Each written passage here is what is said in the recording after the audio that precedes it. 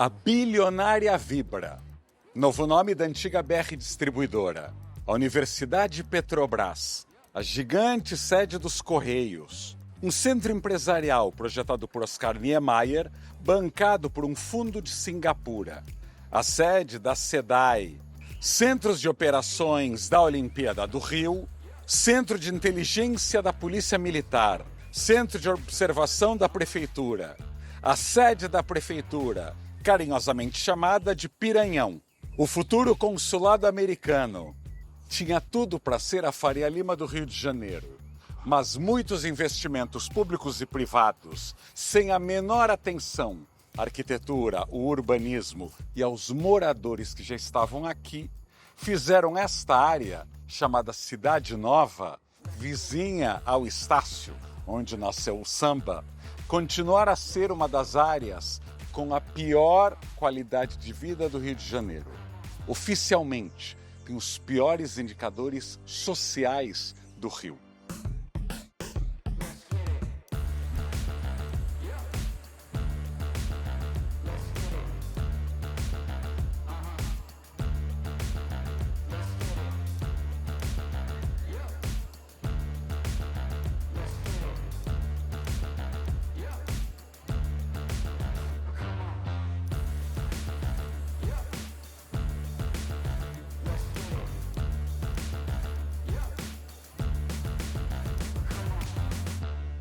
Mas olha a sede da Vibra.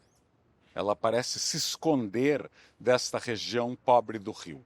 Fica a pergunta, para quem instalar a sede aqui, se todos os serviços para os funcionários estão escondidos em algum pátio interno? Sim, para a rua, para o morador, sobraram grades e guaritas de segurança. Aliás, o efeito na instalação do prédio foi tão limitado que os cortiços vizinhos, bem, não mudaram sequer a fachada. A sede da Universidade Petrobras é um paredão, com tudo que um urbanista condenaria na sede de uma empresa, até privada. Olha esse paredão. Quem vai caminhar aqui? E não estou falando de áreas perigosas ou inseguras.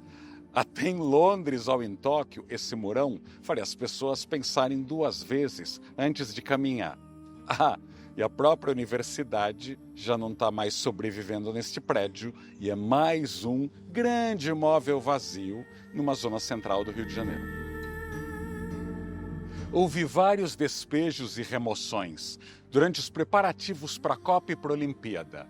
Diante do silêncio cúmplice de muita gente que faz escândalo, se muda uma esquina no Leblon. E assim houve remoções de casas e cortiços, algumas até históricas.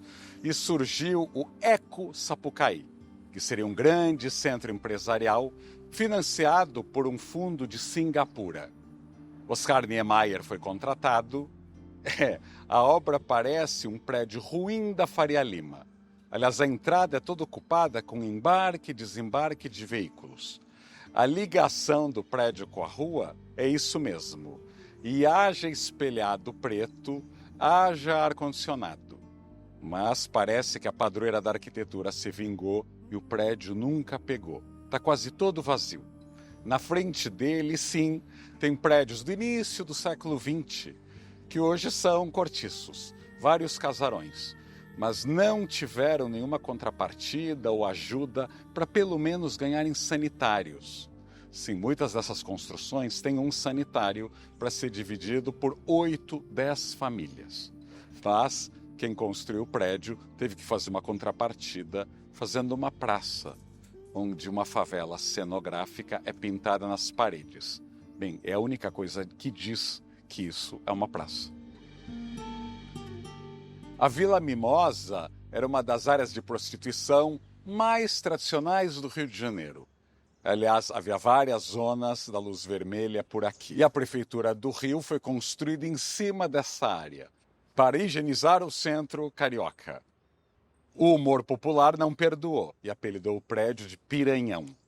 Mas olha, quem diz que ter uma prefeitura perto de uma área pobre faz com que os indicadores sociais melhorem?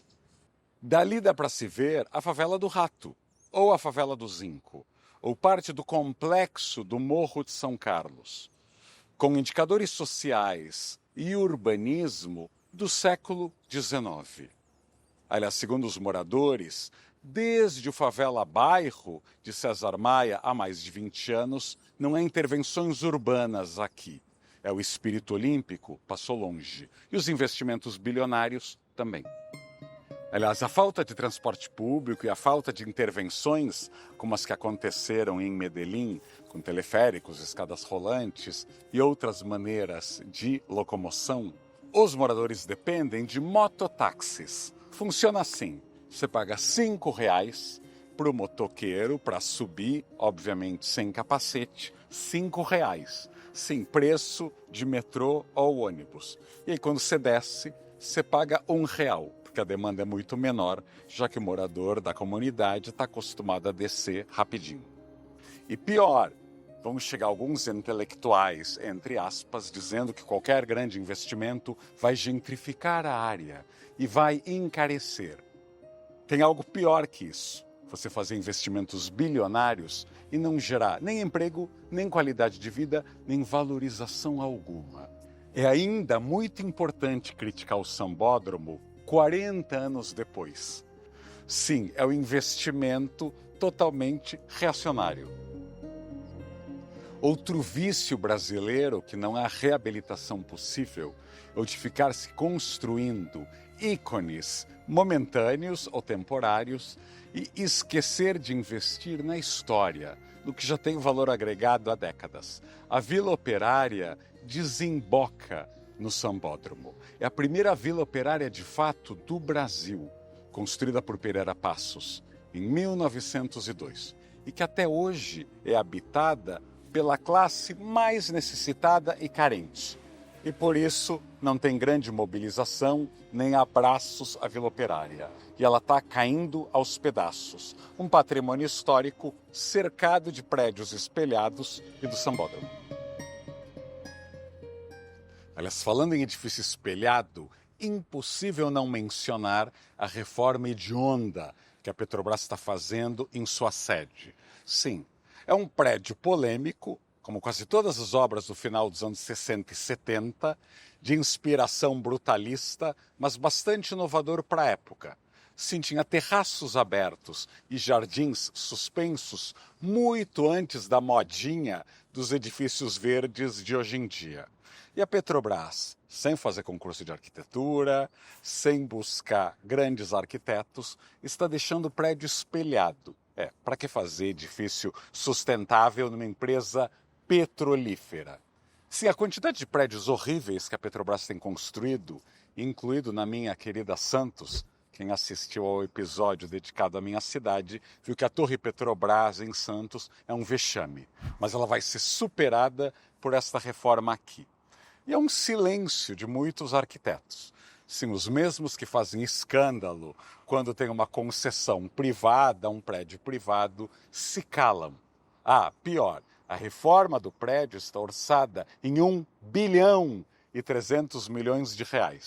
Com esse dinheiro dava para fazer um prédio sustentável e de ótima arquitetura do zero. Há iniciativas espertas da sociedade civil e que consomem muito menos dinheiro para tentar ajudar a sociedade que mora aqui, sem esses discos voadores que chegam a cada década para mudar o bairro e que não melhoram nada. Eu estou aqui no Circo Crescer e Viver, que é uma escola circense, mas que tem um grande projeto social, que deveria se expandir. Aliás, como tem organizações pequenas ajudando a favela. Aqui no alto do Morro de São Carlos, no quintal da Igreja da Creche, tem um terraço com um curso preparatório para a universidade. Sim, o cursinho da comunidade está aqui com professores e alunos da comunidade. Simplicidade, mas gente que quer estudar e crescer. Um contraste com as empresas bilionárias em prédios espelhados, mas que têm pouquíssima relação e impacto com a região vizinha. Você deve estar se perguntando o que faz um jornalista paulistano vindo criticar Arquitetura e Urbanismo do Rio de Janeiro. Olha, não fiquem bravos comigo. Fiquem bravos com os CEOs cariocas, com os executivos cariocas que mandaram construir todos esses prédios, com os políticos, com os engenheiros, com muitos arquitetos. Sim, são cariocas que fizeram esses monstrengos aqui. Desde quando o carioca, que diz amar a sua cidade, deixou de prestar atenção, de se interessar pela cara do Rio? Já reparou que até na rica zona sul do Rio, onde as pessoas reclamam de tudo, é ok instalar grades de segurança tubulares com cor de cocô? Sim, cocô por todos os lados.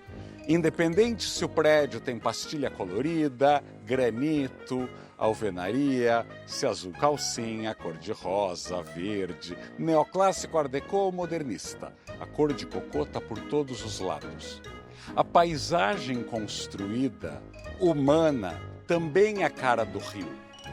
Pobres morros, pobre Baía da Guanabara, pobre Corcovado e Dois Irmãos. Eles estão sendo cercados pela pior arquitetura do século XXI, pela falta de cuidados, de atenção aos detalhes, pela atitude, tá bom assim, e daí? Os ombros até se levantam, desafiando a lei da gravidade.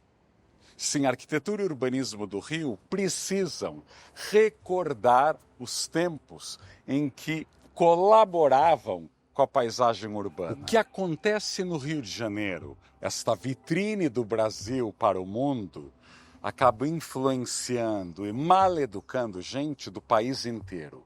Sim, as TVs estão aqui, os turistas, os diplomatas, as pessoas que visitam o Rio. Será que aqui o Rio de Janeiro está querendo virar uma nova Balneário Camboriú? Tomara que não. E este é o último episódio desta primeira série dedicada ao Rio, o RJ nas Alturas. Sim, primeira série porque eu pretendo voltar. Eu tenho uma relação afetiva com esta cidade. Comecei a vir para cá de criança, até passei férias na ilha de Paquetá, e eu sou de Santos. Sim, aquela Copacabana gigante em São Paulo. Até o S e o R são quase tão puxados quanto aqui. E são cidades, Santos e Rio de Janeiro, que nos ensinam como envelhecer, como caminhar até nas áreas mais inseguras e como criar uma cidade sustentável. Mas olha, a desatenção ao urbanismo, à arquitetura, a ideia de que a paisagem construída tem um impacto direto na nossa qualidade de vida e na nossa felicidade, tem que ser alertada. Sim, se vocês cariocas melhorarem, talvez a gente também comece lá em São Paulo a querer subir um pouco a régua da arquitetura. Se você descobriu o canal só neste episódio, a gente já fez programas aqui sobre o Porto Maravilha, sobre Copacabana, até sobre o Leblon. Eu pretendo voltar várias vezes, porque tem muitos outros assuntos. Então, Tijuca, me aguarde. Comente aqui que outros bairros, pontos, lugares do Rio de Janeiro merecem, no futuro próximo, programas aqui no canal. Você pode falar de um prédio, você pode falar de uma praça, ou até de um espaço que esteja pouco utilizado, porque dar petelecos e cobrar é o meu papel aqui. Porque para bajular, puxar saco de empresa e de político, já tem influencer demais. Então se inscreva aqui no canal, tente maratonar os vídeos e apresente o canal aos seus amigos. Porque arquitetura e urbanismo merecem muito mais audiência.